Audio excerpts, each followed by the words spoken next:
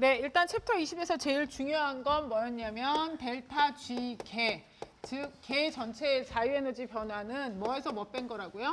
델타 H 개 빼기 T 델타 S 개다라고 얘기했는데요. 이렇게 바꿔놓으니까 모든 값이 뭐에 대한 값으로 바뀌었어요? 시스템, 즉 개에 대한 값으로 바뀌었어요. 하지만 얘의 원래 모습은 이게 아니고 원래 모습은 뭐였냐면 델타 S 전체, 즉 전체의 엔트로피 변화, 개의 엔트로피와 주위의 엔트로피를 더한 전체 엔트로피가 0보다 어때? 커야만 자발이다라는 그 내용에서 지금 얘가 나왔잖아요. 그럼 여기서 이게 나오게 된 원인은 주위의 엔트로피 변화는 주위는 배열수보다는 뭐를 하는 게 훨씬 편하다고요? 개에 비해서 주위는 굉장히 넓은 공간이고 그 주위에서는 주로 개에게 뭐를 공급하는, 열을 공급하거나 열을 받아들이는 역할을 많이 하기 때문에 주위의 엔트로피 변화는 온도분의 델타 H 개라고 쓰면 앞에 뭐요? 마이너스요. 원래는 여기가 뭐가 돼야 돼요? 주위가 돼야 되지만 연력학 제1법칙을 이용해서 주위와 개의 엔탈피 변화는 앞에 부호만 마이너스 붙이면 된다라는 걸 이용해서 얘를 집어넣고 그 다음으로 나와야 되는 게 델타 H는 킬로주울이고 델타 S는 주울 단위라서 주로 엔트로피와 엔탈피의 변화를 가지고 반응의 자발성을 판단할 때는 누가 좀 더 큰 영향을 줄 수 있기 때문에 엔탈피가. 그래서 엔탈피를 가지고 얘네를 가지고 써서 지금 여기에서 얘가 나오게 된 계기는 실제로 이 앞에 뭐가 곱해졌어요? 마이너스 T가 곱해져서 이쪽 파트로 넘어오잖아요. 마이너스 T가 곱해졌다는 건 전체가 0보다 클 때가 자발이었는데 앞에 마이너스 T가 곱해지면 필연적으로 얘는 어떨 때가 0보다 작을 때가 반응이 뭐다? 자발적이다 이렇게 얘기할 수 있었고 깁스 프리에너지 개로 바뀌면서 가장 좋아진 점은 모든 값이 뭐에 대한 값으로 바뀌어서 개에 대한 값으로 바뀌었고 델타 H 어떻게 구해요?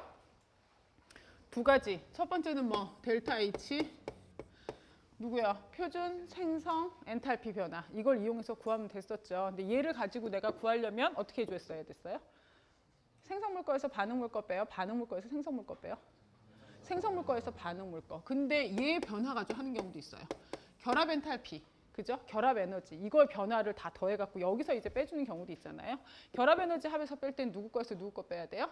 반응물 거에서 생성물 거. 왜? 결합 에너지라는 것 자체가 결합을 끊을 때 필요한 에너지가 되기 때문에 두 개 중에 더 정확한 애는 뭐예요? 위에 거요, 밑에 거요? 위에 거요. 얘 값은 얼마라고요? 여기가 가장 안정한 호돈수 상태의 물질이면 표준 생성 엔탈피는 얼마다? 0이다. 이거 이용해서 이제 계산하셔야 된다고 말씀드렸죠? 그죠? 그 다음. 오늘 해야 될 건 뭐냐면요. 반응의 자발성을 위해서 델타 H랑 델타 S가 가져야 되는 부호에 대해서 얘기를 할 거예요. 1번. 얘가 마이너스고 얘도 마이너스예요. 네? 이렇게 돼요. 이렇게 되는 케이스가 하나 있고 2번 얘는 플러스 얘도 플러스 이 케이스가 한 번 있고요. 3번 얘가 마이너스인데 얘가 플러스예요. 4번 얘는 플러스인데 얘는 마이너스예요. 이 케이스를 먼저 볼까요? 3번 얘가 플러스고 얘가 마이너스예요. 델타 S 얘기하는 거예요. 델타 S는 플러스고 델타 H가 마이너스예요. 이 경우 델타 G는 항상 어때요? 항상 0보다 작아요. 이 얘기는 이런 케이스가 만약 존재한다면 즉 엔탈피 변화가 마이너스 발열 반응인데 물질 자체가 열을 잃었는데 엔트로피가 오히려 증가하는 이런 경우가 발생을 한다면 화학적으로 얘는 언제나 무슨 반응이라고요? 자발적인 반응이 될 거라고요. 그럼 얘는요? 델타 H는 플러스예요. 근데 델타 S가 마이너스야. 그럼 전체적으로 부호가 항상 뭐가 되겠어? 0보다 크겠죠. 그러니까 얘는 언제나 무슨 일이 있어도 항상 뭐예요? 비자발적이에요. 그럼 내가 가장 중요하게 봐야 되는 건 1번과 2번이에요. 왜? 얘는 상황마다 달라질 수 있거든요. 근데 얘네가 왜 중요한지를 보시면 1번 반응이 실제로 우리가 볼 수 있는 가장 대부분의 반응은 다 1번이에요. 델타 H가 마이너스예요. 이건 무슨 반응이에요? 흡열이요? 발열이요? 내가 물질인 내가 열을 바깥으로 내놨어. 그럼 웬만하면 나는 엔탈피가 늘어날까요? 줄어들까요? 줄어들어요. 그러니까 이게 가장 흔하게 볼 수 있는 반응이에요. 발열 반응이면서 상태가 기체에서 액체로 변했다든지 이렇게 해서 애들이 엔트로피도 줄어드는 이런 반응이 가장 이제 일반적인 반응인데요. 이 반응이 0보다 작아지기 위해서는 T 값이 커야 될까요? 작아야 될까요? 얘 마이너스야. 마이너스 여기다 T 곱하기 이거 델타 S 값이거든. 그러면 T 값이 커야 돼, 작아야 돼? 작아야 돼. 따라서 이 반응이 그나마 자발적으로 되기 위해선 온도가 어떤 온도여야 돼요? 낮은 온도여야 돼요. 이게 앞에서 여러분 배우신 거랑 뭐랑 이제 일맥상통하냐면요. 발열 반응은 온도가 낮을 때 어때요? 더 잘 돼요. 그죠? 그거잖아요. 그래서 걔네 반응의 이동 방향 같은 거 봤을 때 르샤틀리에 보면 발열 반응은 잘 일어나게 하려면 주변 온도를 어떻게 하는 게 좋아요? 낮추는 게 좋았어요. 그러니까 그거랑 맞아 떨어진다니까요. 단 문제는 있지. 온도가 낮은 발열 반응이 잘 되긴 해. 시간이 너무 오래 걸려. 온도가 낮으니까 속도가 어떻게 되니까? 느려지니까. 그래서 우리가 주로 공업적으로 택하는 건 너무 낮은 온도를 가지고 수동률이 100%를 가는 그 방향을 원하진 않아요. 왜? 시간이 너무 오래 걸리니까. 그래서 우리는 웬만큼 높은 온도를 해서 수동률이 좀 작다 하더라도 걔네를 어떻게 해요? 여러 번 돌리는 게 낫다 그랬죠? 공업적으로 봤을 때. 이해가시죠? 하지만 이 내용이 원론적으로 맞아 떨어지잖아. 발열 반응이니까 자발적일 때 낮은 온도일 때 잘 된다고요. 그럼 얘는 이제 당연히 더 이해 가겠네요. 얘가 0보다 작기 위해서는 앞에 있는 t, 마이너스 t에 이제 플러스로 곱해줘야 되잖아요. 이때는 t가 어떤 온도여야 돼? 낮은 거요, 높은 거요? 높은 거요.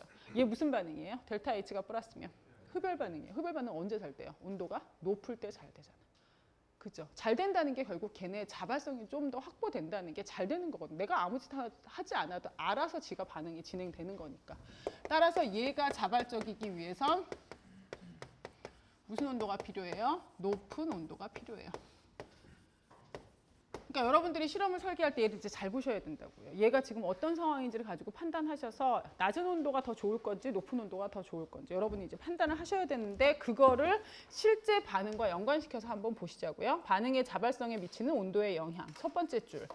대부분의 경우에 자유에너지 변화량에 대한 엔탈피, 즉 델타 H의 기여도는 엔트로피, 즉 T 곱하기 델타 S 기여도보다 훨씬 더 크다. 밑으로 쭉 내려오시면 첫 번째 까만 동그라미에 온도에 무관한 경우 찾으셨죠? 그죠? 그 밑에 두 줄 내려가세요. 1. 반응이 모든 온도에서 뭐다? 자발적이다. 델타 H가 0보다 어떻고? 작고 델타 S는 0보다 어떻다? 크다. 웬만하면 잘 안 일어나는데 밑에 예로 들어있는 반응이 뭐예요? 누가 분해되는 거예요? 과산화수소가 분해되는 반응이에요. 얘는 모든 온도에서 다 뭐래요? 자발이래요. 그러므로 여러분들이 집에서 쓰시는 소독제, 상비약으로 넣어놓은 소독제, 과산화수소는 몇 %요? 3%요. 보통 한 6개월 정도 지난다. 그럼 그 안에 실제 과산화수소 농도는 유효할 만한 양이 남아있다고 봐지지 않아요. 왜? 얘는 모든 온도에서 다 자발적이라니까. 이거는 그냥 가만히 냅둬도 지가 알아서 계속 분해가 되고 있다는 뜻이거든요. 그러니까 가능하면 집에서 과산화수소 소독약 했을 때 너무 오래 냅두면 소용이 있어요? 없어요? 없어요. 아주 오래 냅두고 싶으면 차라리 에탄올 소독약 있거든요. 그걸 갖다 놓으시고요. 그렇지 않으면 과산화수소 소독약을 쓰겠다 하면 길어도 6개월에 한 번씩은 어떻게 해요? 그냥 그 안에 있는 거 아깝다 생각하지 말고 과감하게 버리고 다시 새로 사다 놓으셔야 돼요. 계속 바꿔 놓으셔야 돼요. 안 그러면 별로 효과 없어요. 774페이지 2. 반응이 모든 온도에서 비자발적이다. 얘는 델타 H가 0보다 어떻고? 크고 델타 S는 0보다 어떻다? 작다. 그쵸? 이렇게 되는 반응이 거기 책에 예로 뭐가 나와요? 누가 누구로 바꾸는 거? 산소가 오존으로. 그죠? 그래서 얘는 어디에서 일어나요? 성층권 오존층에서. 왜? 잘 안 되는 비자발적인 이 반응에 누가 계속 가해지니까? 자외선이 가해지니까. 에너지가 큰 자외선이 가해져서 얘가 계속 일어날 수밖에 없으니까. 그래서 우리 같은 육상 생물이 살 수 있는 거고. 그죠? 밑으로 쭉 내려오시면 두 번째 까만 동그라미 온도에 뭐예요? 의존하는 경우. 델타 H랑 델타 S가 똑같은 부호를 가질 때 마이너스 T 델타 S와 델타 H의 상대적인 크기가 델타 G의 부호를 결정한다. 3. 온도가 증가함에 따라 반응은 뭐가 된다? 온도가 증가함에 따라 반응은 뭐가 된다? 자발적이 된다. 즉 델타 H가 0보다 어떻고? 크고 델타 S도 0보다 어떻다? 크다. 이런 경우에는 온도가 증가하면 자발적이고요. 그 밑으로 내려오시면 4. 온도가 감소함에 따라 반응은 자발적이 된다. 이럴 때는 둘 다 부호가 0보다 어떨 때? 작을 때. 그럼 이제 앞으로 대충 문제 유형이 딱 느껴지시나요? 대부분 문제 유형이 어떻게 나올까요? 델타 H랑 델타 S를 주고 이 반응이 자발적으로 일어날 때 온도를 구하시오. 그 문제는 꼭 나와요. 이 챕터에서. 예? 이 반응이 자발적으로 일어나게 될 수 있는 온도를 구하시오. 단 문제는 하나 있어요. 여기서 보세요. 이럴 경우라면 마이너스에 T 곱하기 이게 델타 S잖아요. 그죠? 그럼 이때가 자발적으로 되려면 이 항이 이쪽으로 넘어가야 되지 않겠어요? 그러니까 그 온도 자체를 구하라 하면 얘네가 어떻다? 0과 같다 해서 온도를 구해야 되겠지만 얘는 얘가 이쪽으로 넘어가면 그 온도가 이걸로 나눈 값보다 어떻다? 작다, 크다. 얘가 이쪽으로 이렇게 넘어간다고 생각하면 그때보다 어떻다? 크다라고 값이 나와야 된다고요. 그죠? 얘 같은 경우는요. 부호가 같아요, 달라요? 얘 같은 경우는 부호가 여기에 마이너스 t잖아요. 그죠? 그럼 얘네는요. 얘네는 이거 전체 합하면 이게 다 뭐예요? 플러스가 되겠죠. 얘가 어디로 가야 돼요? 저쪽으로 가야 되겠죠. 이해 가시죠? 네, 그래서 온도 자체를 구하라 하면 얘가 얼마일 때를 구하시면 돼요. 온도 자체를 구하라면 얘가 0일 때 가지고 온도 자체를 구하시면 되는데요. 문제에 따라 어떤 경우는 걔가 그 온도보다 커야 될 때가 있고 이 부호에 따라서 어떤 경우 온도보다 작아야 될 때가 있단 말이에요. 그러니까 여러분들이 나중에 시험 볼 때는 그 부분을 틀리시면 안 된다고요. 무슨 내용인지 아시겠죠? 얘네가 옆으로 넘어갔을 때 어떻게 될지를 확인하셔야 돼요. 그리고 나서 예제 20.6 이 과정에 대한 델타 H와 델타 S의 부호는 어떻게 될 것 같으세요? 지금 뭐에서 뭐로 간대요? 누구에서 누구로 간대요? 상전이라 그랬잖아요. 액체에서 뭐로요? 기체에서 누구로요? 액체로의 상전이네요. 그러면 델타 H는 0보다 작을까요? 클까요? 기체에서 액체로 갔어요. 이건 발열이에요? 흡열이에요? 발열이에요. 델타 H는 0보다 작아요? 커요? 작아요. 이거 마이너스예요. 델타 S는요? 이것도 마이너스니까 0보다 작아요. 그죠? 델타 G가 뭐랑 뭐라 그랬는데 델타 G는 델타 H 빼기 T 델타 S인데 얘도 마이너스고 얘도 마이너스라면서요. 그럼 얘는 T가 어때야 돼요? 커야 돼요? 작아야 돼요? T가 작아야 되는 거죠. 그래서 그걸 가지고 얘가 낮은 T에서 보다 자발적이다. 이렇게 얘기할 수 있다고요. 황산 생성의 중요한 단계는 이 상황에서 뭐로 바뀔 때? 삼산항으로 바뀔 때. 델타 G도 줬고 H도 줬고 S도 줬어요. 25도에서 반응이 자발적일지 결정하고 900도에서 반응이 자발적일 것인가 이걸 물어봤어요. 물론 900도가 됐을 때 델타 H와 델타 S의 값은 조금 바뀔 수도 있긴 하거든요. 하지만 온도 T에서 델타 H랑 델타 S가 뭐라고 가정한다 그랬어요? 상수라고 가정할 때 이제 문제가 이런 유형으로 나올 거예요. 첫 번째, 이 반응이 자발적일지 298K 즉 25도씨에서 델타 G가 얼마라 했어요? 델타 G가 마이너스 141이라 그랬잖아요. 얘는 당연히 뭐겠어? 자발이겠지. 그럼 B만 이제 중요한 거지. 900도씨에서 그러면 델타 H 빼기 T 델타 S에서 T를 얼마로 쓰셔야 돼요? 1173K를 쓰셔야죠. 그죠? 그렇게 해서 계산을 하시면 얘가 어떻게 나오냐면 델타 G는 얼마 나와요? 플러스 22. 따라서 900도씨에서 이 반응은 자발이에요? 비자발이에요? 비자발이죠. 하지만 여러분이라면 얘네를 내가 공업적으로 만들어야 되는데 온도 높여서 비자발이긴 하지만 속도가 빠른 걸 선택하시겠어요? 아니면 온도를 낮추셔서 세워라 내워라 하시겠어요? 그건 이제 그때그때 가서 여러분이 보고 판단하셔야 된다는 얘기죠. 이해 가시죠? 775페이지. 여기 예제 20.6 밑에 두 줄 내려가시면요. 상 변화가 일어나지 않는 한, 이게 무슨 얘기냐면 좀 전에 이 문제를 가지고 우리가 25도에서 델타 H랑 델타 S 똑같은 이 값을 쓰고요. 이 값을 900도에서도 똑같이 쓸 수 있었던 이유는 25도나 900도 둘 다 얘네가 기체란 상태라는 상태가 바뀌지 않았다는 얘기예요.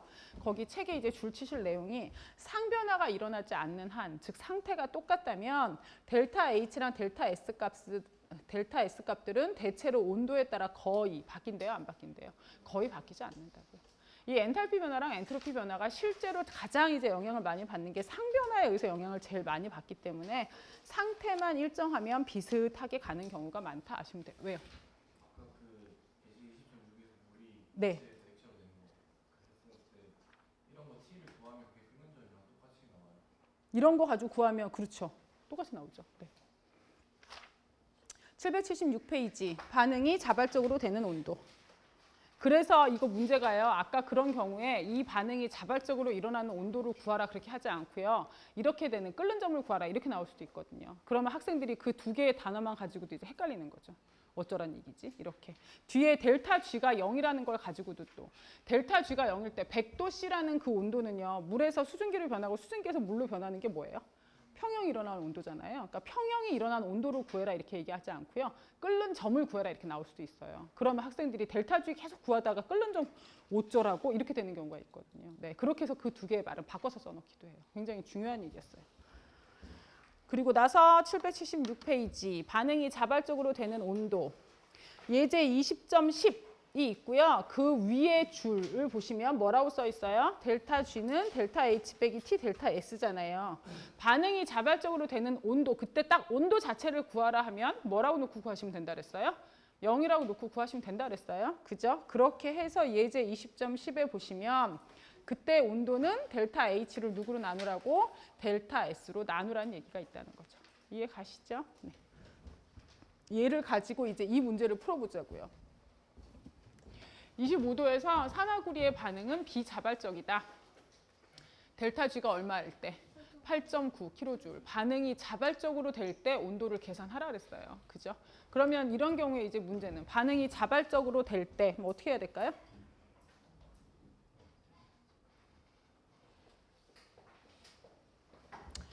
실제로 계산하셔야 돼요. 뭐요? 델타 H 계산하시고요. 델타 S 계산하시고요. 그래서 얘는 그냥 나눠주면 돼요. 이 350이라는 이 온도가 어마어마하게 많이 나왔어요. 여태까지 시험 문제 중에서. 얘를 가지고. 왜냐하면 그럼 델타 H 어떻게 구해요? 우리가 어떻게 구해요? 뭐 다 주겠죠. 얘네 가지고. 델타 HF로 주돈. 그죠? 그 다음에 얘도.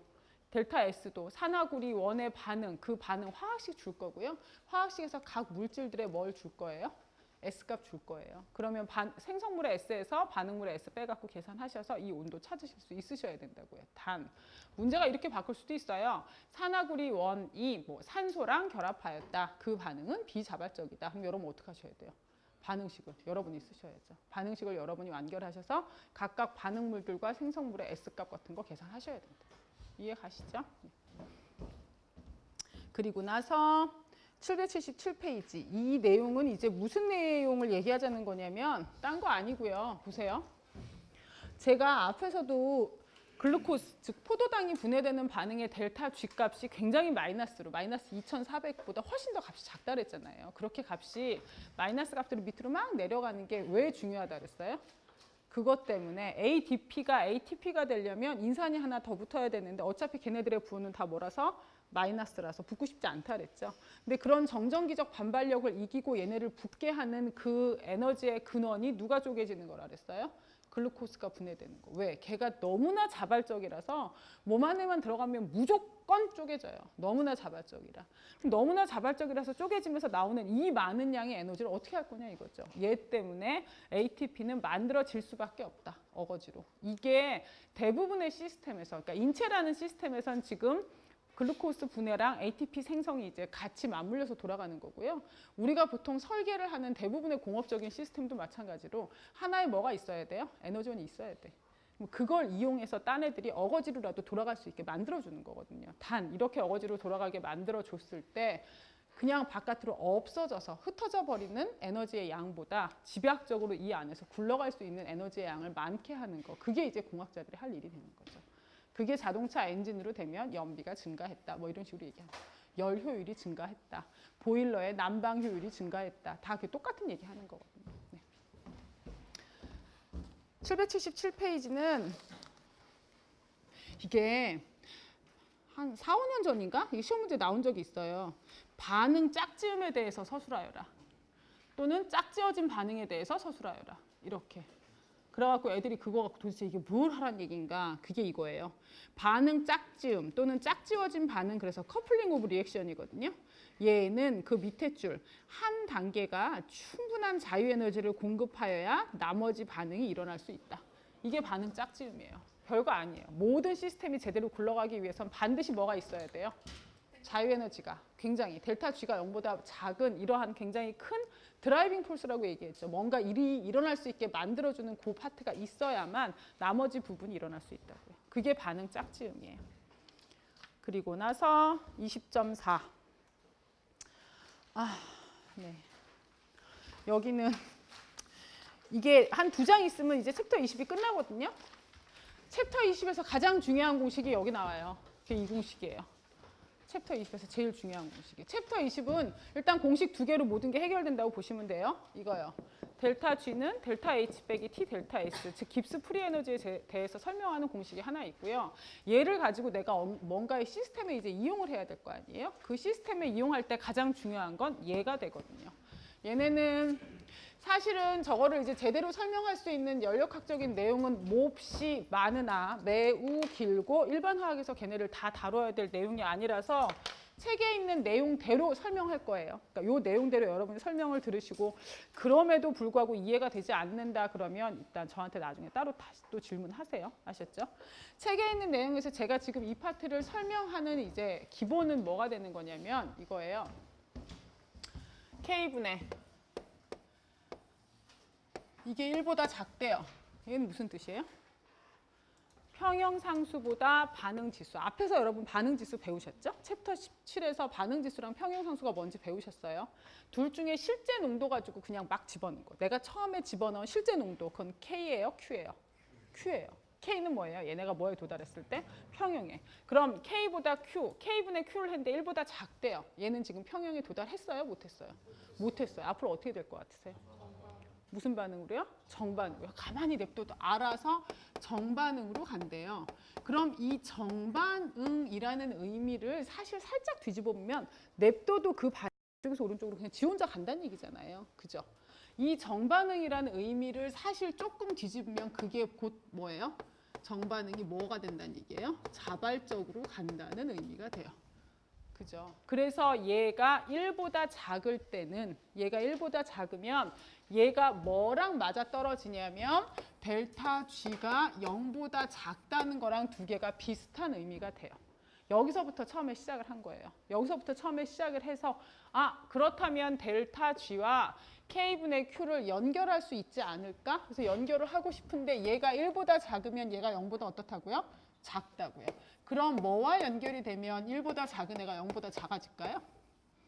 이게 1보다 작을 때 이게 음수가 되기 위해선 뭐예요? 네, 로그랑 연결시키면 돼요. 그래서 얘가 ln 이거랑 어떻다? 비슷하게 가더라라는 걸 찾아낸 거예요. 이건 처음에 되게 많은 실험을 통해서 찾아낸 거예요, 실제로. 이렇게 찾아냈을 때 얘네의 값들을 보세요. 거의 비슷하게 가잖아요. 비례하더라면 항상 얘네를 같게 맞춰줘야 되는 상수가 있지 않겠어요? 그 상수가 누구랑 상관이 있더라? 해보니까 누구랑? 기체상수, 절대온도. 얘랑 상관이 있더라. 얘가 이쪽이랑 왜 이거랑 상관이 있어요? 물리화학에서 배우실 건데요. 거의 챕터 하나에서 그 내용을 할애해서 배워야 되는 내용이에요. 얘네 부분들이요. 얘네랑 관련이 있더라고요. 이렇게. 그럼 얘네를 이제 풀어볼까요? 풀어보면 뭐가 될까요? RT에 뭐 ln Q 마이너스 RT에 ln 뭐예요? K. 이렇게 해놓고 이 다음 스텝으로 제가 이제 뭘 할 거냐면요. 이걸 할 거예요. 내가 이 실험을 하는데 평형인지 아닌지 모르니까요. 이 실험을 표준 상태에서 이 실험을 진행을 해볼 거예요. 표준 상태라면 뭐예요? 온도는 대부분 몇 도? 25도씨. 그죠? 얘가 수용액이라면 몇 몰 농도? 1몰 농도. 수용액이 아니고 기체 상태라면 정확한 표준 상태는 뭔데? 1반대 그냥 1기압이랑 두 개가 거의 같다고 써도 상관없다고 말씀드리긴 했죠. 그죠? 이렇게. 그 다음에 고체나 순수한 고체나 순수한 액체는 일단 걔네들 그 자체가 자기가 표준 상태라고 볼 수 있으니까 활동도가 얼마인? 1인 상태. 그럼 표준 상태가 되면요. 표준 상태일 때 이 누구는? 델타 G는 표준이라는 걸 표현하기 위해서 뭐로 바꿔요? 위에 뭐만 붙이면 표준이 돼요? 동그라미, 스탠다드 붙이면 되거든요. 표준 상태예요. 표준 상태에선 델타 G가 뭐가 돼요? 델타 G 제로, 표준 상태. 표준 상태를 내가 만들었어, 지금. 실험을 시작하는데 모든 애들의 농도를 1로 해서 실험을 시작하는 거야. 온도는 25도로 세팅을 하고 모든 애들의 농도를 1로. 그러면 반응 지수는 원래 A의 A승, B의 B승, C의 C승, D의 D승인데 얘네가 다 무슨 상태의 농도예요? 실제 농도를 넣은 거죠. 근데 내가 지금 실험을 표준 상태에서 실험을 처음에 실시했다니까. 모든 농도를 얼마라고 실험을 했다고? 1로 하고. 그럼 반응지수 Q는 얼마가 되겠어요? 1의 A승, 1의 B승. 그죠? 그러니까 1이 된다고요. 그래서 얘가 RT의 ln 1이니까 이 값은 얼마가 돼요? 0. 그러면 이 값만 남아 있잖아요. 마이너스 RT ln K. 표준 자유에너지 변화량은 마이너스의 기체상수, 절대온도, ln K, 평형상수랑 이렇게 관계가 맺어지는구나. 앞에서 제가 얘기했던 것 중에 실제로 평형상수를 구하는 건 편하다, 편하지 않다. 실제 여러분 평형상수 구하는 거 실험 가능하면 나중에라도 그런 실험하는 연구는 안 하시는 게 좋을걸요? 얘 가지고 제가 이제 평형상수를 구하고 싶어요. 제가 이제 처음 하는 반응이에요. 그러면 A, B, C, D 물질이 만약에 4개 있잖아요. 그럼 얘 가지고 평형상수를 찾아내는 실험을 하려면 보통 비커를 한 몇 개 정도 만들어야 될까요? 4개를 한 세트로 해갖고요. 비커를 몇백 개 이상 만들어야 돼요. 왜요? 처음에 시작하자마자 얘네 농도 측정해야 되잖아. 근데 A 농도를 측정하기 위해서 이 비커에서 물질을 좀 뺐어. 그럼 B하고 C하고 D의 농도는 그죠? 달라지겠죠? 그러니까 제일 처음에 요이 딱 시작하자마자 얘는 어떻게 해야 돼? 비커 4개를 다 깨야 돼. 다 이제 거기서 다 추출을 해야 돼. 비커 4개에서 얘에서는 A 농도, 얘에서는 B의 농도, C의 농도, D의 농도. 그러면 1분 있다가 얘가 평형에 도달했는지 반응이 어느 정도 진행되는지 알고 싶어. 그러면 어떻게 해야 돼? 또 비커 몇 개를? 4개를. 그래서 A, B, C, D의 농도를 다 측정을 해야 돼. 만약에 이 중에 하나가 뭐 Cl-이온의 농도가 필요하다라고 생각을 하면 얘 농도를 하기 위해서 지금 방금 1분 있다가 2분 있다가 끄집어낸 그 비커에는 다 AG 플러스 같은 거 넣어서 침전 만들어서 원심 분리기 돌려서 침전의 질량이 얼마니까 Cl이 얼마 있었고 총 부피가 얼마니까 농도가 얼마라서 그 안에는 몇 몰 농도가 있었다. 이런 식으로 농도를 찾아야 된다고요. 이 짓을 1분, 2분, 3분, 빠른 반응은요. 좀 느린 반응의 경우는 10분, 20분, 30분, 40분. 언제가 될 때까지? 걔네들의 농도가 변화 없을 때까지. 사실은 시험 문제에서 여러분이 또는 책에서 문제 푸실 때는 평형 농도가 뭐다라고 주잖아요. 그러니까 걔네 집어넣어서 계산하는 건 아무것도 아닌데요. 그 평형의 농도를 찾기 위해서 해야 되는 실험적인 내용은 진짜 골치 아프거든요. 다 해야 돼요, 이렇게. 각 물질마다 농도를 다 찾아내기 위해서. 굉장히 피곤하잖아요. 근데 이런 걸 하지 않고도 이 반응의 평형상수를 바로 알아낼 수 있는 방법은 연력학적으로 얘는 이런 관계를 가지고 있거든요. 그러면 그 화학 반응의 반응식을 써요. 델타 G 제로값 구하는 건 배우셨죠? 걔네 뭐 생성물의 자유에너지, 표준 생성 자유에너지에서 반응물의 표준 생성 자유에너지 빼시면 되잖아요. 그럼 반응의 델타 G가 나오잖아요. 걔네를 가지고 온도하고 집어넣으면 그 온도에서 얘 뭐가 나오는 거예요? 평형상수가 나와버린다. 그러니 이 연력학의 이 부분을 배우고 나면 그 다음부터는 평형상수라는 게 접근하기가 굉장히 쉬워지고요. Q하고 K 사이의 관계를 가지고 내가 실험을 설계하거나 어떤 공정을 설계하기도 쉬워진다고요. 그럼 얘를 또 어디다 갖다 쓸 거냐? 최종식은 이거예요. 여러분이 진행하고 계시는 모든 실험이 다 표준 상태에서 일어난다고 볼 수는 없어요. 그죠? 나는 이 실험을 온도가 1000도일 때 잘 되는 실험도 있고요. 온도를 극저온으로 해서 잘 돼야 되는 실험도 있고 내가 실험을 해야 되는 이유가 다 다르듯이 내가 실험을 설계하는 실제 수행하는 온도도 다 달라져야 되거든요. 나에게 필요한 건 25도 표준 상태에서의 자유에너지 변화예요. 실제 내가 실험하는 온도에서의 자유에너지 변화예요. 실제 실험하는 온도에서. 그리고 실제 실험하는 그 나의 농도에서의 델타 G가 필요한 거예요. 실제 나한테 필요한 건. 표준 상태 1몰 농도로 다 맞췄을 때가 아니고 나는 A하고 B를 더 5몰, 7몰 이렇게 넣어서 반응시킬 수도 있거든요. 그리하여 이 식을 바꿔요. 델타 G. 이건 앞에 제로 붙었어요? 안 붙었어요? 안 붙었죠. 표준화된 거예요? 아니에요. 내가 지금 현재 실험하는 나의 이 실험의 자유에너지 변화예요. 요거 중에서 지금 바뀔 수 있는 건 누구예요? 얘가 뭐예요? 네. 이 실험을, 내가 하는 이 실험을 표준 상태에서 수행할 때 자유에너지 변화는 델타 G 제로거든요. 여기에 뭐가 더해지면 돼요? RT, ln, Q 이게 더해지면 내가 실제 하는 이 상태에서의 자유에너지 변화가 나와요. 이걸 저는 학생들한테 어떻게 설명하냐면요. 잘 들어보세요. 지금 제일 중요해요. 주원아, 제일 중요하다고. 델타 G는 뭐라고요? 내가 실제로 하는 실험의 자유에너지 변화예요. 난 이걸 알아야 돼요. 이걸 알기 위해서 뭐 하냐? 델타 G 제로. 얘는 뭔데요? 내가 하는 이 실험을 무슨 상태에서 했을 때? 표준 상태에서 했을 때 자유에너지 변화인데요. 내가 하는 지금 이 실험은 표준 상태가 아닐 수 있잖아요. 온도 바뀔 수 있죠. 각각 물질의 농도 어떻게 해요? 바뀔 수 있잖아요. 그래서 걔네 온도와 농도에 대한 보정을 해줘야 된다고요. 그래서 온도가 곱해져야 되고요. 농도, 각 물질들의 농도가 들어간 반응 지수가 들어가 줘야 된다고요. 예? 그리고 얘네도 지금 이 모든 연력학적인 내용을 하는데 가장 기본은 엔트로피, 얘네가 나오게 된 게 뭐부터 나왔어요? 볼츠만부터 나왔죠. 볼츠만 상수에서부터 시작을 해서 배열수에서 엔트로피가 나왔잖아요. 그러니까 모든 아이들을 뭐로 보고 얘기하는 거예요? 입자들, 독립된 입자들의 움직임으로 보고 하기 때문에 무슨 상수가 가운데 들어가 줘야 돼요? 기체 상수가 들어가 줘야 돼요. 잘 들어보세요. 내가 하는 실제 반응의 자유 에너지 변화는 이 반응의 표준값과는 같을 것이다, 차이가 있을 것이다. 차이가 있을 것이다. 뭐에도? 온도에도 분명히 변화가 있을 거고 농도에도 변화가 있을 것이다. 그래서 온도의 변화에 대한 내용을 얘기해 주기 위해서 절대온도 T 들어가고요. 농도들에 대한 보정을 하기 위해서 얘네 반응 지수에 로그 취한 LNQ 값이 들어가야 하고, 그리고 얘가 지금 뭐라서 독립된 입자들의 운동을 가지고 우리가 확인하는 거니까 무슨 상수가 들어가줘야 된다? 기체 상수 R이 들어가줘야 된다. 실제 내가 하는 반응의 델타 G는 델타 G 제로 더하기, 여기서는 그거 기억하시면 되잖아요. 화학자들은 마이너스 좋아해, 싫어해요? 싫어해. 앞에서 왜 그것도 하셨잖아요.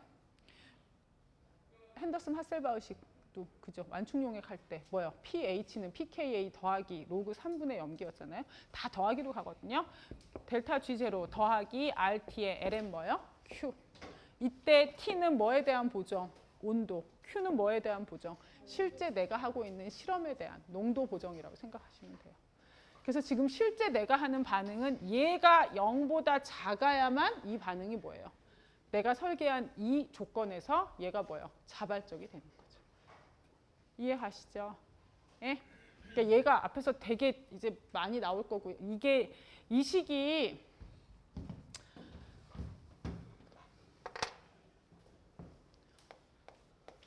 전기화학적으로 봤을 때 일 또는 에너지는 뭐와 뭐의 곱이에요?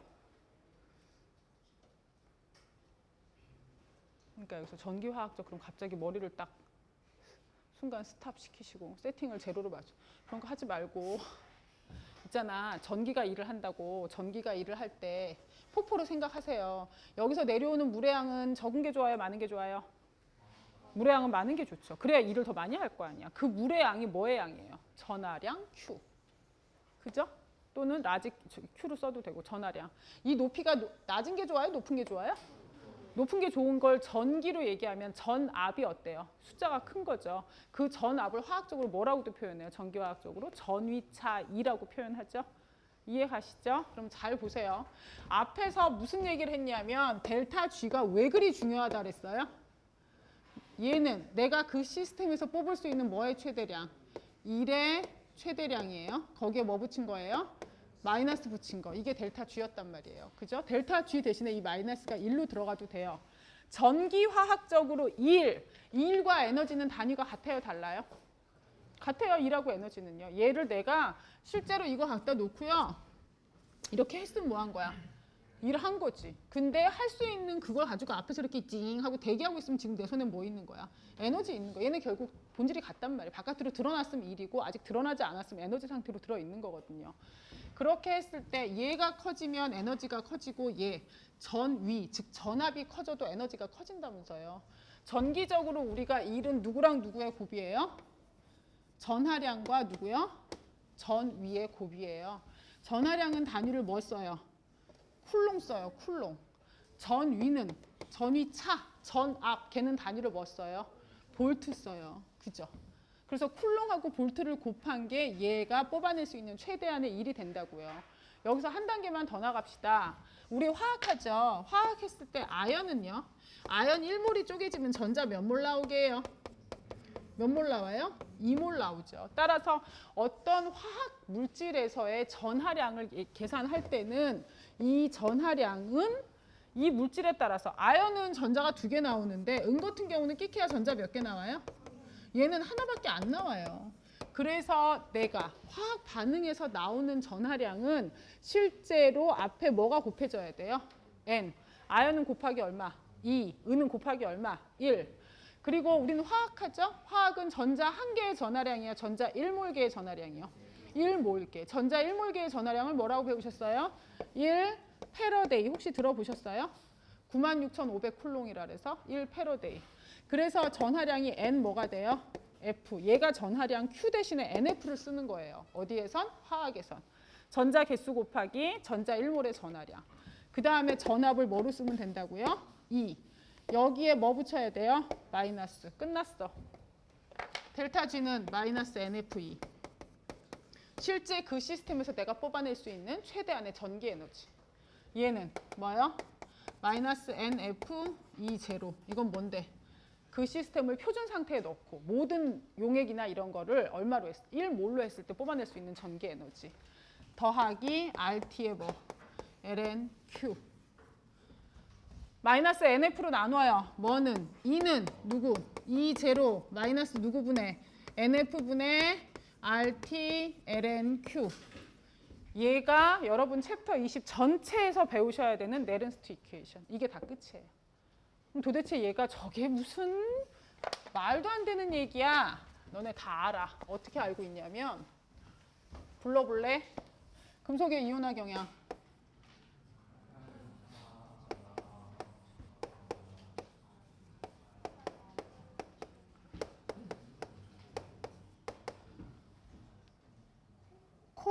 코 어디 들어가? 그 다음에 누구예요? 이렇게 됐죠. 여기까지만 쓸래요. 왜? 전기화학 파트를 혹시 전지를 배우신 분들은요. 고등학교 때부터 나오는 것 중에 제일 많이 나오는 게 아연이 마이너스 0.76V고 구리가 플러스 0.34V야. 그래서 얘네 두 개를 연결한 전지의 전압은 1.1V가 된다는 걸 제일 많이 배우셨거든요. 얘는 거의 숫자도 외울 정도로 많이 배웠어요. 이 1.1V가 무슨 뜻인 줄 아세요? 이거야. 표준 상태. 아연을 질산 아연 용액에 넣을 때 질산 아연 걔가 1몰 농도고 구리도 황산구리 용액에 넣었을 때 걔가 1몰 농도에 넣었을 때 1.1V가 나와. 이건 표준 상태에서 반응을 시켰을 때가 1.1V야. 근데 내가 만약에 이 반응을 가지고 전지를 잘 만들고 싶어. 나는 전압이 1V보다 높은 걸 만들고 싶어. 그럼 어떻게 해야 돼? 전구가 막 더 밝게 빛나야 돼. 전압이 더 높아야 돼. 그럼 아연은 전자를 더 어떻게 해야 돼? 잘 버려야 되지. 구리는 여기 와서 이온이 더 잘 붙어야 되지. 그럼 아연은 이 농도가 낮을수록 좋아요? 높을수록 좋아요? 아연이 전자를 버리고 잘 안으로 들어가려면 이 실제 용액의 농도는 높아야 돼? 낮아야 돼? 낮아야 돼. 1몰 농도보다 0.01몰 농도 이렇게 하면 더 좋아. 구리는 옆에 어차피 구리 이온이 와서 계속 잘 붙어줘야 되잖아. 그래서 이 전자를 받아야 되잖아. 그럼 구리는 실제로 얘가 1몰 농도가 좋아? 그보다 높은 몰 농도가 좋아? 높은 몰 농도가 좋아. 그래서 뭐 3몰 농도 내가 이렇게 만들었다고. 그럼 이렇게 시스템을 설계했다면 1.1V보다 전압이 낮게 나올까요? 높게 나올까요? 낮게 나올까요? 높게 나올까요? 이 반응이 더 잘 될까요? 잘 안 될까요? 잘 되겠죠. 그럼 전압이 낮게 나올까요? 높게 나올까요? 높게 나와요. 얼만큼? 여기다 놓고 계산하면 된다니까. 내가 실제 만드는 이 전지의 전압은 1.1V에다가 NFRP 집어넣고요. LNQ에 들어가는 게 얘들의 뭐예요? 농도가 돼서 들어가는 거예요. 그렇게 해서 집어넣어서 저 화학 반응을 가지고 반응 지수를 계산해서 하면요. 1.1V보다 얼마나 높게 나온지 여러분이 계산하실 수 있다고요. 이해하세요? 그래서 이 식은 모든 공학의 기본이 되는 식이고요. 이 일반화학 파트에서는 이 중에 전기화학 파트를 가지고 이 식의 응용을 배우는 거예요. 왜냐하면 전기화학이라는 게 실제로 태양 열 전지 있고 태양 광 전지 있고 그럼 효율이 뭐가 좋다 그래요? 태양 광이 좋다 그러죠. 왜? 걔는 뭐가 되니까? 에너지가 바로 무슨 에너지로 가니까? 빛 에너지니까 바로 전기 에너지로 가니까. 델타 G를 뽑아낼 수 있는 최대한의 1이라고 얘기했는데 실제로 뽑아낼 수 있는 최대한의 1이라 해도 열로 손실되는 게 너무 많잖아요. 근데 그 부분이 그나마 제일 적어서 우리가 제일 확실하게 볼 수 있는 게 전지 파트에서 제일 잘 볼 수 있거든요. 화학 변화에서 나오는 전자가 바로바로 뭐로 이용될 수 있어서 1로 이용될 수 있으니까. 그죠? 그래서 그 내용을 얘기하는데 여기서 1로 넘어가는 게 제일 중요하다고요. 이해하세요? 하지만 여러분이 챕터 20에서 절대 까먹으시면 안 되는 나중에 공학을 하실 분들이라면 반드시 기억하셔야 되는 식은 이 식이요. 델타 G 이건 뭐예요? 그냥 자유에너지. 델타 G 제로 이건 뭐예요? 표준 자유 에너지 더하기 RT의 뭐예요? ln Q요. 이해가시죠? 여기에 T는 뭐? 온도에 대한 보정이요. 표준 상태가 아닌 상태에서 이 반응을 일으켰을 때 Q는 뭐에 대한 보정이요? 실제 농도에 대한 보정. 되셨어요? 꼭 기억하셔야 돼요. 예? 네, 자유에너지 이 파트에서 이제 가장 중요한 거 다시 얘기할게요. 델타 사실은 챕터 20 하고요. 챕터 21은 아까 보셨던 마이너스 NFE 그 공식, 그 네른스트 이퀘이션이라 그러는데요. 그게 다거든요. 챕터 21은 정교학은 그게 다예요. 그래서 일단 챕터 20에서 가장 중요한 공식 외우시라 그랬죠? 뭐라고요? 델타 G 얘는 뭐라고요? 표준 상태예요? 아니면 내가 실제 설계한 상태요? 실제 설계한 상태예요. 온도도 내 맘대로, 그 다음에 모든 물질의 농도도 내 맘대로. 내가 실제로 설계한 이 상태의 자유에너지 변화는 델타 G 제로 뭐요? 표준 자유에너지 변화. 이거랑 같을 것이다, 다를 것이다. 당연히 다르겠지. 표준화시켰을 땐 다 농도를 1몰로 맞춘 상태니까. 얘랑은 다를 텐데 얘네를 같게 하기 위해서는 뭐에 대한 보정이 필요하다? 온도랑 누구? 실제 물질의 농도에 대한 보정이 필요하다. 그래서 더하기 R, T, L은 뭐가 된다? 이때 Q는 뭐예요? 반응 지수. 반응 지수는 앞에 평형상수랑 똑같은 개념으로 고체, 순수한 액체 들어가요? 안 들어가요? 안 들어가요. 그죠? 물질들의 농도 집어넣고 농도에 뭐 해서 위에 앞에 있는 계수가 뭐로 올라가야 돼요? 차수로 올라가야 되죠. 그죠? 그렇게 해서 여러분 계산하실 수 있으셔야 돼요. 저 공식이 나오게 된 이유를 책에 나와 있는 대로 쓰면서 이렇게 줄치면서 한번 확인해 봅시다. 20.4 자유에너지 평형 및 반응의 방향. 네 번째 줄, 첫 번째 까만 동그라미. Q보다 K가 커요. 반응은 자발적으로 어디로 진행된대요? 오른쪽으로 진행된대요. 그죠? 그리고 나서 그 밑에 그 까만 동그라미 3개 밑에 보면 네 번째 동그라미에 뭐 있냐면 만일 K분의 Q가 1보다 작은 경우, 즉 ln K분의 Q가 0보다 작은 경우 반응은 자발적으로 오른쪽으로 진행된다. 근데 이게 그 옆에 보면 괄호에 뭐라고 써 있어요? 델타 G가 0보다 어떻대? 작대. 제일 밑에서 두 줄 올라가면 주어진 반응에서 델타 G의 부호와 ln K분의 Q의 부호가 어떻다? 같다. 옆에 사실 델타 G는 비례상수 RT가 곱해진 ln K분의 Q와 같다. 그리하여 779페이지 식 20.11에다 줄 쳐놓으시고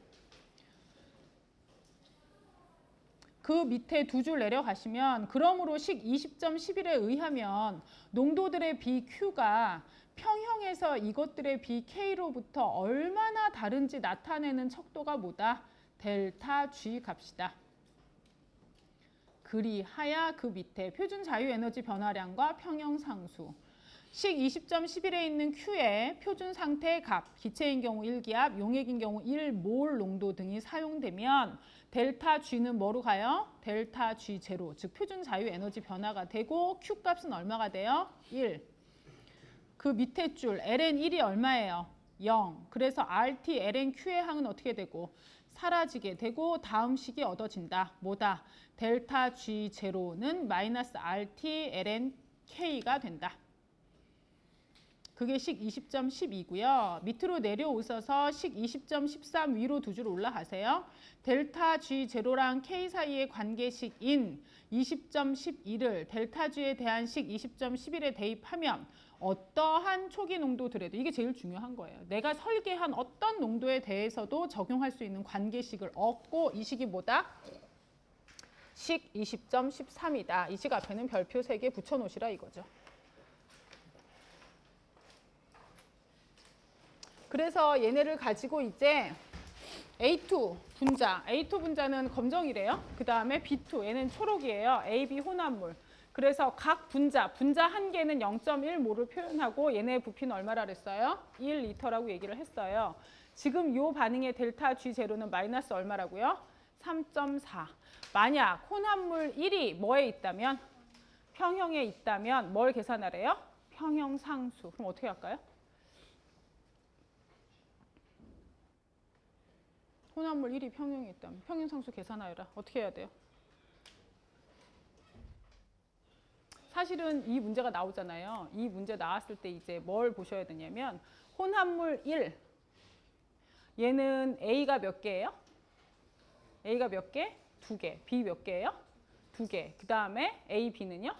4개죠. 그럼 평형상수 어떻게 계산할까요? 평형상수 K는 A 농도의 몇 승? 1. B 농도에. A, B 농도에는? 밑에가 얼마예요? 2야, 0.2야. 1리터인데 분자 하나는 0.1몰을 표현한다 그랬잖아. 그죠? 그러니까 몰 농도는 2야, 0.2야. 0.2야. B는 0.2. AB는 0.4의 뭐야? 제곱이죠. 이렇게 되는 거죠. 그럼 얘네 값이 얼마예요? 얘가 얼마예요? 4죠. 그죠? 얘는 문제 전체를 봤을 때요. 예? 문제 전체를 봤을 때 온도 있어요? 없어요? 없어요. 이런 문제가 가끔 나오거든요. 문제 전체를 봤을 때 온도가 없어. 그럼 이건 무슨 뜻일까? 델타 G 제로는 마이너스 RT ln K. 평형상수 이용해서 그죠? R값 집어넣어서 뭐 구하라는 얘기야? 온도까지 찾아내라는 얘기야. 이해 가시죠? 이런 문제가 가끔 나올 때가 있어요. 학생들이 의외로 이런 문제 잘 못 풀더라고요. 네? 아니면 얘가 온도가 만약에 주어졌잖아요. 그럼 이런 얘네 농도에 대한 내용이 없다. 온도가 주어졌다면 농도에 대해서 얘기를 하지 않고 평형상수 구해라 어쩌고저쩌고 나와요. 그럼 어떻게? 이 공식 이용해서 K값 찾아내라는 얘기죠. 이해 가시죠? 네. 그렇게 하면 일단 1번 혼합물 1이 평형에 있다면 평형상수 계산해라. B. 어느 혼합물이 가장 큰 음의 델타 G 값을 가질지, 가장 큰 양의 값을 가질지를 알아봐라. C. 표준 상태에서 반응은 자발적일까? 근데 그때는 얘네들의 각각에 뭘 줬어요? 압력을 줬죠. 1기압일 때. 그럼 첫 번째, 얘는 어떻게 구하셔야 돼요? 첫 번째는 어떻게 구하셔야 돼요? 제가 아까 한 대로 계산해서 평형상수 얼마 찾으셔야 돼요? 4를 찾으셔야 돼요. B 문제가 뭐였어요? B 문제가 뭐였어요? 어느 혼합물이 가장 큰 음의 델타 G 값을 가질지 계산하라 그랬잖아요. 델타 G는 공식이 뭔데? 델타 G0 더하기 RT에 뭐가 필요한데? LNQ가 필요하잖아. 따라서 델타 G를 구하려면 반드시 뭘 알아야 돼? 온도를 알아야 돼. 근데 지금 이 전체 내용에서는 절대 온도에 대한 내용 줬어요? 안 줬어요? 안 줬어요. 따라서 처음에 A에서 평형상수를 계산하라는 건 사실 평형상수 계산하라는 문제가 아니야. 이걸 가지고 뭐 구해내라는 얘기야? 온도 찾으라는 얘기야 지금 문제가. 그래서 그 밑에 보시면 B는 델타 G0가 마이너스 RT ln K라는 걸 이용해서 G0 값은 줬거든요. 이거하고 8.314 집어넣어서 ln 4 했더니 얘는 온도가 몇 도에서 지금 실험을 한 거예요? 295K에서 실험을 한 거죠. 그러면 혼합물 2와 혼합물 3에 뭘 구하라 했으면 델타 G 값을 구하라 했으면 온도 대신에 얼마를 집어넣고 295K 넣고 8.314 넣고 그 다음에 각각의 뭘 구해서 반응 지수를 가지고 계산해서 혼합물 1은 델타 G 값이 당연히 얼마일까? 0. 왜? 혼합물 1은 지금 무슨 상태에 있다 그랬어? 평형. 평형이면 걔 뭐가? 델타 G. 평형이면 델타 G0가 마이너스 RT ln K잖아요. 그죠? 평형이면 Q도 뭐니까? K일 테니까. 그러니까 평형이면 그 반응의 자유에너지 변화는 항상 0이 되는 거예요. 그러니까 얘네는 실제 계산할 필요 있어? 없어? 없어. 계산하지 마. 이거 무조건 0이야. 평형이면. 그 다음에 B 같은 경우는 혼합물 2번 같은 경우는 Q 값을 각각의 뭐요? 물질의 농도 이용해서 Q 값을 찾으셨죠? 그렇게 한 다음에 델타 G0는 3.4kJ라고 줬으니까 집어넣고 각각을 계산했더니 G0가 얼마 나왔어요? 마이너스 5.4 곱하기 10에 마이너스 3승줄이 나왔어. 일단 뭐가 어찌됐든 간에 플러스야 마이너스야? 마이너스야. 근데 값 자체가 그리 크지 않아. 그리 크진 않아. 그럼 얘는 뭐겠어? 자발은 자발인데 아주 심하게 막 가겠어? 그렇지는 않겠지. 그죠? C 같은 경우는요. 혼합물 세 번째 같은 경우는 얼마예요? 플러스 얼마가 되는 거죠? 얘는 자발이에요? 비자발이에요? 얘는 비자발이 되는 거죠. 그죠? 그리고 나서 일단 이 문제에서 여러분들이 가장 중요하게 보셔야 되는 건 뭐라고요? 뭐 찾으셔야 돼요? 온도부터 찾고 시작하셔야 돼요. 아셨어요? 그리고 나서 얘 보시죠. SO2의 산화 반응, 두 개의 SO2가 O2랑 만나서 두 개의 SO3가 되는 반응은 298K에서 너무 어떻대? 느리대. 황산 제조에 별로 유용하지 않아. 높은 온도에서 수행이 된다 그랬거든요. 그럼 298K랑 973K에서 뭘 계산하라 그랬어요? K를 계산하래요. 그럼 어떻게 해야 될까? 298K에서 델타 G 줬고요. 973K에서는 뭐하고 뭘 줬어? 델타 G랑 델타 S 값을 이용해서 계산했더니 델타 G 제로 973은 뭐래요? 마이너스 얼마예요? 12.12 kJ이라고 얘기가 나왔어요. 그럼 여기에서 각각 뭘 계산하라고요? K를 계산하래요. K 계산하라는 뭐 쓰셔야 돼요? 공식? 얘 쓰셔야죠. 그죠? 그렇게 계산하면 일단 K 값은 어디가 더 크겠어요? 298K에서는 얼마? 7 곱하기 10의 몇 승? 24승. 973K에서는 4.5. 따라서 K 값은, 즉 평형상수는 어디가 더 커요? 298K가 더 좋긴 해. 근데 빠른 거야, 느린 거야? 느린 거야. 그래서 문제인 거거든. 그래서 B는 뭘 구하랬어요?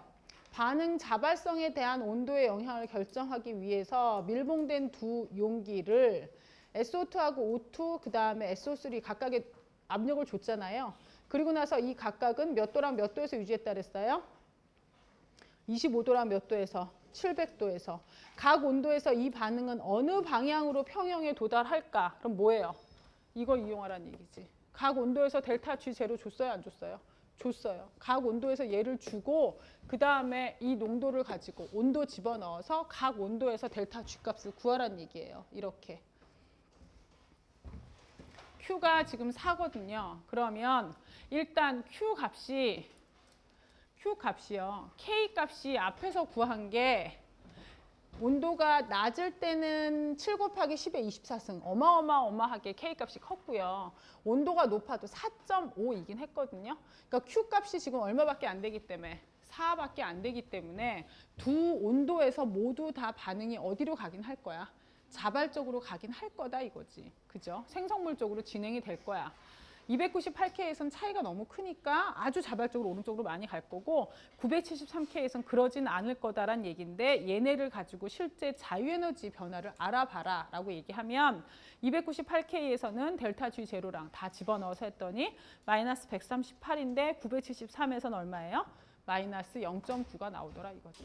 이해 가시죠? 그래서 각각의 자유에너지 변화량을 여러분들이 구할 수는 있다 이거죠. 아셨죠? 네.